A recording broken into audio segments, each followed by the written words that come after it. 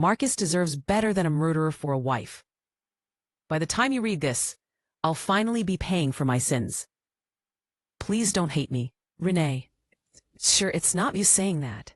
But my voice echoed unheard in the room where my body had already been zipped into a black bag.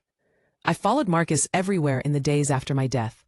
I had nowhere else to go, no other existence I could comprehend. Death, it seemed, didn't come with an instruction manual. At my funeral, Marcus played his role perfectly. Black suit, red eyes, trembling voice, as he delivered a eulogy that painted me as a tortured soul who'd finally found peace.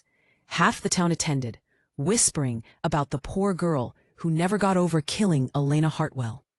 She was the kindest person I ever knew, Marcus said, his voice breaking at just the right moment. But she carried a burden no one should have to bear. In the end, the guilt became too much. I wanted to vomit. If ghosts could vomit. Everything he said was a lie wrapped in just enough truth to be believable.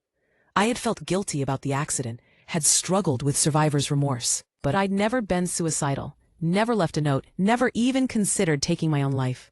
After the service, I watched Marcus comfort my grieving parents. "She loved you both so much," he told my mother, holding her as she sobbed.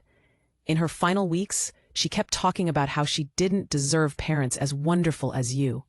"We should have seen the signs," Mom wept. "Should have gotten her more help." "Don't blame yourselves," Marcus said, stroking her gray hair. "Renee was very good at hiding her pain, even from me." Liar, liar, liar. That night, alone in our house, Marcus's mask finally slipped. I watched him pour himself a generous glass of whiskey and toast my portrait on the mantel. "Well done, Marcus," he said to his reflection in the window. "Though I have to admit, you dragged it out longer than necessary. Could have poisoned her on our wedding night and saved yourself 5 years of pretending to love her." He pulled out his phone and dialed a number. "Aunt Vivian, it's done. The bitch is dead. No, it went perfectly. Suicide, just like we planned. Even left a confession about Elena. I know. 5 years of marriage was a hell of a long con, but it was worth it to watch her suffer. And now her inheritance is mine."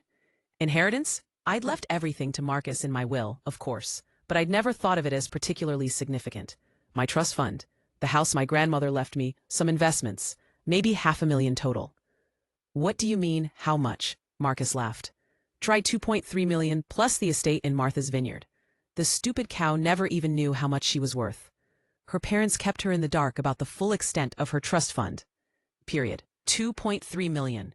I'd been worth more dead than I'd ever known I was alive. And Marcus had killed me for it. But as the days passed, I began to realize